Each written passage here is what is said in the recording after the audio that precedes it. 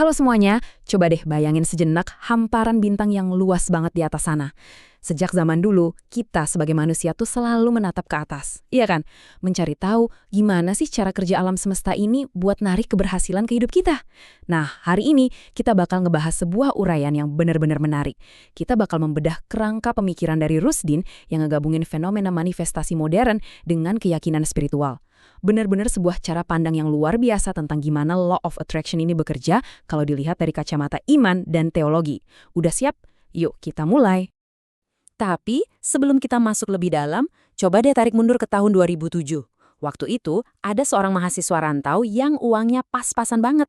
Saking mepetnya, dia nulis angka super gede di secari kertas. 500 juta rupiah. Angka itu dia simpan rapat-rapat di dalam dompetnya. Jadi, tiap kali dia ngeluarin uang buat beli nasi telur yang harganya cuma 10 ribuan, angka raksasa itulah yang pertama kali nyapa dia. Ini bukan sekedar halu atau angan-angan kosong loh. Ini adalah cara dia buat ngebangun keyakinan di otaknya bahwa buat sang pencipta, uang 500 juta itu cuma nominal yang kecil banget.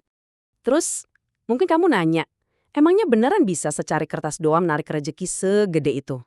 Nah, fakta mengejutkannya dari sumber yang kita bahas ini adalah uangnya beneran cair. Gak nyangka banget kan? Mahasiswa tadi, yang ternyata adalah sang penulis buku itu sendiri, akhirnya beneran dapat 500 juta rupiah dari royalti nulis 5-7 buku. Padahal waktu nulis angka itu di kertas, dia sama sekali nggak tahu dari pintu mana uangnya bakal datang. Kejadian epik ini ngebawa kita langsung ke inti dari apa yang bakal kita bongkar bareng-bareng hari ini. Oke, mari kita mulai uraian ini. Biar gampang dan jelas, kita punya 4 agenda utama hari ini. Pertama, kita bakal bongkar fenomena law of attraction itu sendiri. Terus, kita bahas bedanya semesta dan sang pencipta. Habis itu, kita masuk ke 3 langkah praktik harian yang bisa langsung kamu terapin.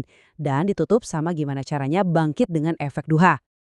Kita masuk ke bagian pertama, fenomena law of attraction dan dilema teologis yang ada di baliknya. Kita semua tahu lah ya, fenomena ini meledak parah gara-gara buku laris The Secret. Jutaan orang di seluruh dunia langsung ikutan nyoba.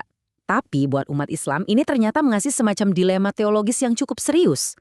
Konsep aslinya tuh kan bilang gini, kalau kita ngirim pikiran dan vibrasi yang positif ke alam semesta, nah alam semesta ini bakal merespons dan wujudin mimpi-mimpi kita jadi nyata. Fokusnya itu benar-benar bertumpu pada kekuatan pikiran manusia dan gimana kosmos ngejawabnya. Disinilah letak kekhawatiran dari sumber kita. Beliau ngingetin, jangan-jangan kalau kita cuma fokus ke vibrasi, kita tanpa sadar malah lagi menuhankan pikiran kita sendiri dan menuhankan alam semesta. Ngeri juga kan? Makanya kita lanjut ke bagian kedua. Semesta versus sang pencipta, sebuah pergeseran paradigma. Nah, yang bikin uraian ini super menarik tuh di sini. Coba kita bandingin perbedaannya. Kalau di LOE konvensional, fokus utamanya kan ke alam semesta ya. Tapi di Quranic LOA, fokus ini digeser total, kembali ke Allah sang pencipta alam semesta itu sendiri. Metodenya juga berubah. Gak cuma sekedar main vibrasi positif, tapi diganti jadi husnuzon alias berprasangka baik sama Tuhan. Dan yang paling ditekankan adalah tujuannya. Sumber kita menyoroti kalau konsep konvensional itu sering banget berujung bikin kita jadi egosentris. Kayak pengen kaya, biar bisa pamer, atau flexing doang. Sebaliknya, saat diangkat ke level spiritual, tujuannya langsung berubah drastis menjadi rasa syukur dan gimana kita bisa ngasih manfaat buat orang banyak.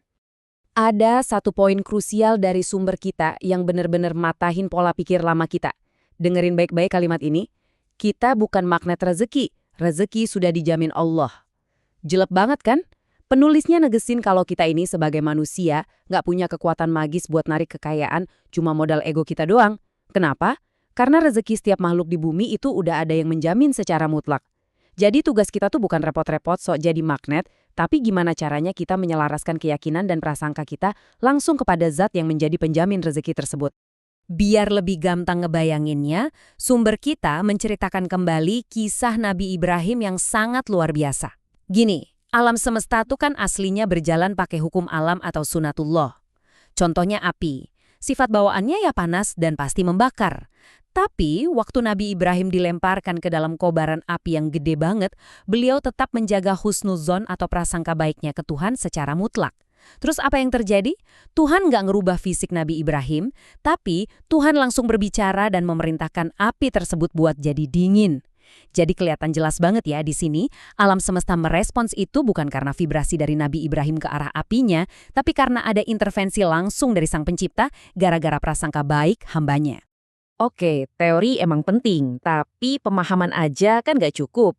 Yuk kita langsung bergeser ke bagian ketiga, 3 langkah praktik harian buat memprogram ulang alam bawah sadar kita. Penulis merumuskan 3 langkah super praktis yang bisa langsung kamu lakuin buat ngunci keyakinan ini tiap harinya. Mulai dari afirmasi pagi, terus lanjut ke doa langsung, dan ditutup sama teknik syukur di malam hari. Kita bedah satu-satu mekanismenya ya. Langkah pertama, afirmasi pagi. Penulis nyaranin banget buat ngucapin kalimat ini. Saya yakin Allah pasti mudahkan saya. Terus kamu sebutin deh secara spesifik apa impian atau target kamu di hari itu. Tapi ada rahasia pentingnya nih. Kamu wajib ngucapin ini tepat di momen saat kamu baru aja membuka mata dari tidur. Kenapa gitu? Karena di detik-detik itu gelombang otak kita tuh masih dalam masa transisi. Ibaratnya logika kita belum 100% aktif.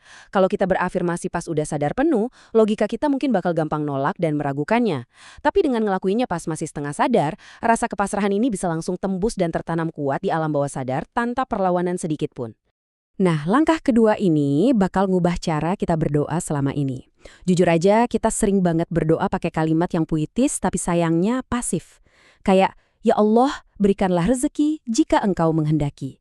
Berdasarkan temuan sumber kita, doa bersyarat yang pakai kata jika itu justru nunjukin kalau kita tuh lagi ragu-ragu. Pendekatan yang benar dan yang selalu dicontohin para nabi itu adalah doa yang direct alias langsung. Misalnya, "Ya Allah, datangkan 1000 pembeli hari ini." Permintaan spesifik kayak gini tuh membuktikan kemantapan hati kita kalau kita benar-benar yakin Sang Pencipta itu maha mampu ngabulin segalanya tanpa keraguan. Langkah ketiga yang jadi pengunci dari seluruh rangkaian harian ini adalah syukur di malam hari sebelum kamu tidur. Aturan main ini simple banget. Syukurin aja pencapaian sekecil apapun yang kamu alami hari ini, lalu selipkan doa buat target masa depan kamu di dalamnya. Sumber kita ngasih analogi yang cerdas banget di sini. Alam bawah sadar kita tuh sebenarnya nggak pernah tidur. Persis kayak seorang ibu yang lagi tertidur pulas, tapi bisa seketika melompat bangun cuma gara-gara dengar bayinya terbatu kecil di boxnya. Nah, dengan nutup hari lewat syukur dan doa target yang jelas, alam bawah sadar kita bakal terus memproses dan nyari jalan keluar buat target-target kita selama 24 jam penuh. Bahkan pas fisik kita lagi istirahat total. Dan akhirnya, kita sampai di bagian keempat sekaligus bagian terakhir kita, bangkit dengan efek duha, sebuah cara jitu buat mengatasi keterpurukan. Kita semua paham lah ya, jalan hidup tuh nggak selamanya mulus. Kadang kita pasti jatuh. Nah, di saat terpuruk itulah efek duha ini bekerja. Konsep ini ditarik langsung dari momen turunnya surah Ad-Duha, waktu Nabi Muhammad lagi ngerasa sedih dan down.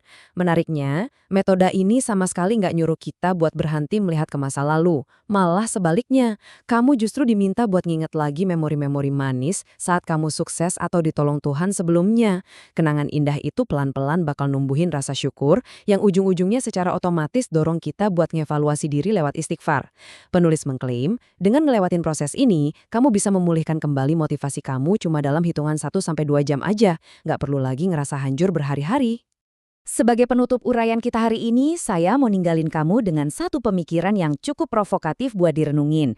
Kalau kerangka berpikir ini benar adanya, bahwa bukan semesta acak yang merespons kamu, melainkan Sang Pencipta yang Maha Kuasa yang bahkan sudah menjamin rezekimu secara pasti, lalu ketakutan logis macam apa lagi sih yang masih nahan kamu buat melangkah hari ini?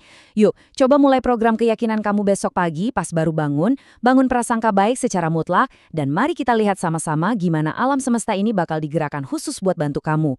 Terima kasih udah mengeksplorasi uraian ini bareng-bareng. Sampai jumpa di lain kesempatan.